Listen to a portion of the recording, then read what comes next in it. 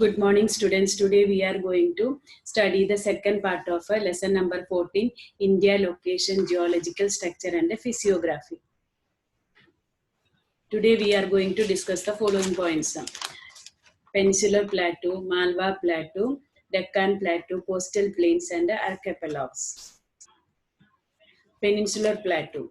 Peninsular Plateau it is situated in the southern part of India. From here to here, southern plateau is there. So this southern plateau, it is the oldest region of India.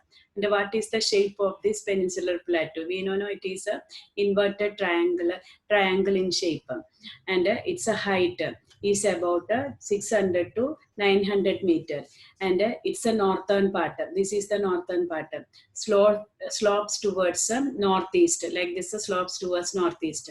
It's a southern part. This is the southern part. It's a southern part slopes towards southeast. So it's a northern part. This is the northern part. It's a northern part. It slopes towards which side? Northeast. And it's a southern part that slopes towards southeast. Most of this area is in south. That is why it is known as a southern plateau. And it is surrounded by water on three sides. That Indian Ocean in the south, Arabian Sea in the west, Bay of Bengal in the east. That is why it is known as a peninsular plateau. And this peninsular plateau, it can be divided into two: Malwa Plateau and Deccan Plateau. So peninsular plateau, it is the oldest region of India. What is its shape? It is an inverted triangular in shape. What is its height? About 600 to 900 meter. And means it's a northern part slopes towards the northeast, and it's a southern part slopes towards that southeast. And why it is called a southern plateau? Because it is situated mostly in that southern part of India. And why it is called a peninsular plateau? Because it is surrounded by sea on three sides: Indian Ocean in the south, then Arabian Sea in the west, and Bay of Bengal in the east. And it is divided into two parts, that a Malwa Plateau and a Deccan Plateau. Then first one is a Malwa Plateau. That here you can see that Aravalli range. So in the northwest of this Malwa Plateau, Aravalli range is there, northwest part of India, of a that Malwa Plateau, Aravalli range is there. And what is the speciality of this Aravalli? It is the oldest range in the world. And Mount Abu is the famous hill station.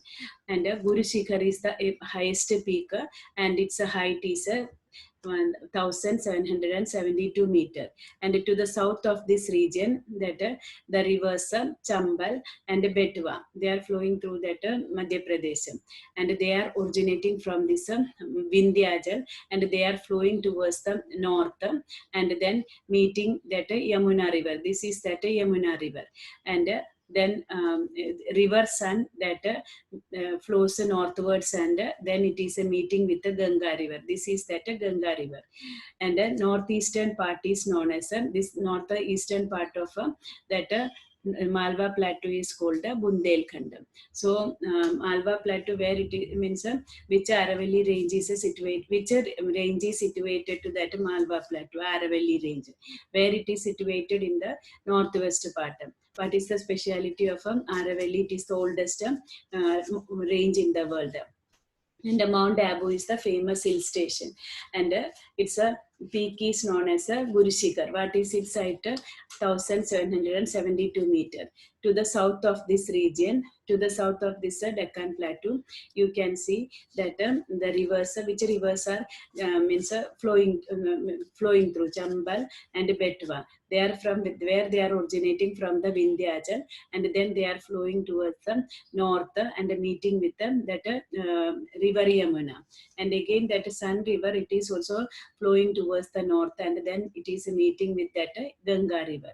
And northeastern part of this Malwa Plateau is called Bundelkhand. Then besides the rivers Luni and Banas, they are also originating from the Aravalli ranges in the northeast. Northeast. These rivers vanish. Vanish means disappear in the Ran of Kutch. And here Sabarmati river is there like this in Gujarat. And that Mahi is there. Then they are means meeting in the Gulf of Khambat. Here it is a Gulf of Khambat. From the flow of these rivers, we can say that western part of a Malwa plateau, it is slopes towards that western southwest. Rajmahal Hill and Shillong Plateau are a part of Chota Nagpur Plateau, which also includes a Ranji Plateau. Then Deccan Plateau. Deccan Plateau, it is situated that to the south of Satpura, then Mahadev and Michael ranges, which are located to the south of a Malwa Plateau. Northwestern part of this plateau, it is they are composed of a lava deposits. On the western side, it's that a border is demarcated by Western Ghats. Here you can see that Western Ghats. Here it is. On the western part, it is demarcated by Western Ghats, and it is running from north to south near that along the Arabian Sea coast. So Deccan Plateau, where it is situated in that Satpura to the south of Satpura, then Michael and Mahadev ranges, and which are located to the south of Malwa Plateau. And northwest part of this plateau, it is made up of that lava deposits. On the western side, which Ghats are there, means it is demarcated by Western Ghats. They are means which runs from north to south and along the Arabian Sea coast. Then this Western Ghats have so many names. And in Maharashtra and Karnataka, it is known as that Sahyadri. And in Tamil Nadu, it is known as that Nilgiri. And in Kerala, it is known as Annamalai and Cardamom. And Annamalai and Cardamom in Kerala and Tamil Nadu. The average height of a Deccan Plateau is between that 900 to 1000 meters. But at a few places, its height is more than that. And a few isolated hills having more than that 900 meters. Here we can see that again that a few isolated here and there, they are not continuous. Isolated hills more than 900 meter height that we can see in the eastern boundary of India. They are known as Eastern Ghats. So Eastern Ghats, where it is located in the eastern boundary of India, there are many that more than 900 meter. Means what is its height? Its height is a 900 meter height. So many that they are not continuous. So many hills are found in the eastern boundary of India. What is its name? What they are called? They are called Eastern Ghat. Then coastal plains. Coastal plains means plains along the sea coast is called the coastal plains. And peninsular India is surrounded by a narrow belt. Means we can find this a coastal plain from that Gujarat, means from Kutch here to Odisha. From Gujarat to Odisha, we can find that narrow coastal plains. This narrow coastal plain is divided into two. That is a west coastal plain, western side of India, and east coastal plain, eastern coastal plain. So narrow coastal India has a narrow coastal plains, and where they are found from Gujarat up to that Odisha. Which are the states included in that coastal plains? Gujarat, Maharashtra, Goa, Karnataka, Kerala, then Tamil Nadu, then Andhra Pradesh, Telangana, Odisha, and West Bengal. And the coastal plain which is situated on the western part of India is called the West Coast Plain, and the coastal plain situated on the east of India is called the East Coast Plain. And the West Coast Plain is from Gujarat to Kerala it is. And it is very narrow it is. and it is a very much undulating, means it is divided into two, Konkan coast and Malabar coast. That up to that Maharashtra, Goa, up to there, that is a Konkan coast. Then remaining that Kerala, it is known as a Malabar coast. That east coast plain is also from that West Bengal to Tamil Nadu, and in East Bengal, it is known as a Coromandel coast and North Coromandel coast and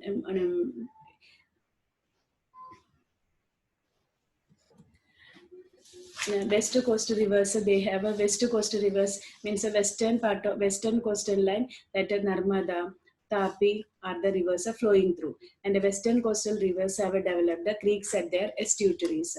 Most of these creeks they are submerged valleys. They went underwater and they are valleys. They are formed due to the emergence of a seashore. And this west coast estuaries are are favorable for that fishery. So many natural ports. Natural ports means they are made by nature on the west coast, like Mumbai, Marmagova, etc. And along that sea coast of Kerala, we can find backwaters. So they are known as that. They are known as a Kayal. And that west coast plain I told you, they have divided into two, that Konkan and Malabar coast. Konkan is up to that Maharashtra and Goa, and remaining that Malabar coast it is. So west coast rivers have developed creeks at their estuaries. Most of these creeks are submerged valleys under river water. They are formed due to the emergence of seashore. It provides a favorable condition for fishery. There are many natural ports on the western coast of India, which includes Mumbai and Marmagao. So which are the natural ports on the western coast of India? Mumbai and Marmagao. And that backwaters they have developed in Kerala, what they are known as that Kayal. Then that west coast plain can be divided into two, which are the Konkan coast and Malabar coast. So what is that? Means India has a coastal plains in the southern part of India, and they are from that east coast, west coast plain and east coast plain. West coast plain from where to where? From Gujarat to Kerala, and east coast plain is from West Bengal to Tamil Nadu. And west coast plain they are narrow, and east coast plain they are wider. And west coast plain that rivers they have developed a creek at their estuaries, and most of these creeks they have they are submerged valleys under river water, and they are formed because of the emergence of a seashore, and it is favorable for fishery. And which are the natural ports on the western coast of India? That Mumbai and Marmagova. And the backwaters also have developed along the coast of Kerala. This is Kerala, and they are known as a Kayal. And this west coast plain, they are divided into two, that Malabar coast and Konkan coast. Konkan is up to Konkan, Maharashtra, up to Maharashtra and Goa, and remaining that Malabar coast. Then east coast plain. East coast plain, I told you it is wider than that west coast plain. This is that east coast plain, and it is from where to where? That from West Bengal to West Bengal, Odisha, Andhra Pradesh, Telangana, and last that Tamil Nadu. And which are the rivers flowing through east coast plain? That Kaveri, Krishna, Godavari, Mahanadi, they flow through east coast plain. And I told you, that's a northern part is called North Sarkar, and the southern part is known as a Coromandel coast. So east coast plain is divided into how many parts? Two parts. Which are the northern part is called Northern Sarkar, and it means in Tamil Nadu up to that Telangana, Andhra Pradesh. Then from that Tamil Nadu it is known as a Coromandel coast. So east coastal plain, which plain is a coastal plain is a wider, that east coastal plain. East coastal plain is from where to where? From West Bengal to that Tamil Nadu. Which are the states included in east coastal plain? That West Bengal, West Bengal, Odisha, Andhra Pradesh, Telangana, and Tamil Nadu. And northern part, what it is known as a northern part is known as a Northern Sarkar. And in Tamil Nadu, it is known as a Coromandel Coast, which are the rivers flow through that east coast plain: Kaveri, Krishna, Godavari, and Mahanadi.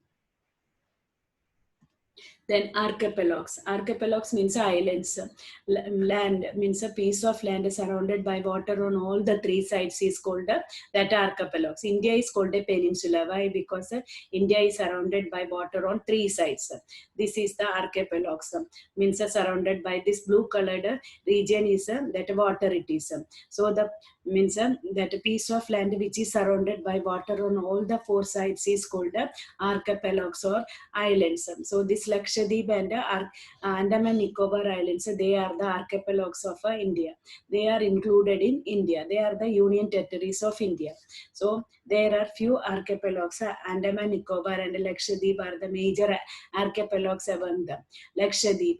Lakshadweep, here it is a Lakshadweep. It is near to Kerala. It is, and there are many smaller islands in. They are not one. So many smaller islands are there. All those islands together they are called a Lakshadweep, and they are situated at some distance away from that Kerala. And the shape of this islands are that horseshoe shaped. Horseshoe shaped. That is why they are called atolls. So, what is the shape of these Lakshadweep islands? They are horseshoe shaped. That is why what they are called atolls. So, India has archipelags on west and eastern side, and western sides it is western side it is in that Arabian Sea, and in the eastern side it is in that Bay of Bengal. And in the western side, which archipelago is there, that and Lakshadweep Islands, they are many small islands, and what is its shape? It is a horseshoe shape. That is why they are known as atolls. Then Andaman-Nicobar Islands. These islands where they are situated in the Bay of Bengal.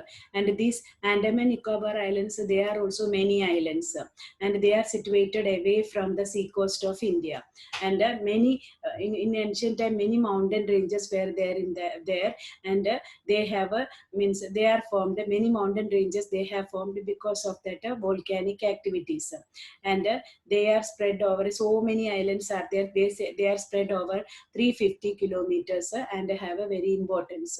So where these Andaman-Nicobar Islands are situated in the Bay of Bengal, and so many islands are there. They are situated away from India, and there are few mountain ranges over there, and some of these they are formed due to volcanic activities. And these islands they are spread over over that 350 kilometers, and they have that strategic importance. That then India diversity. So means from the physiography of India, we can see that we can find diversities in the physical features of India. In the northern part of India, that Himalaya mountain ranges are there. Just opposite in the eastern part, in the southern part of India, we can find that plateau regions, peninsular plateaus. The northern part of India is away from the sea. Southern part of India is near the sea. And in the western part of India, deserts are there. In the eastern part of India, regions with a heavy rainfall is there. And we have seen that in northern plains, they are the storehouse of grains. Punjab, Haryana, etc. They are known as wheat bubble or granaries of wheat.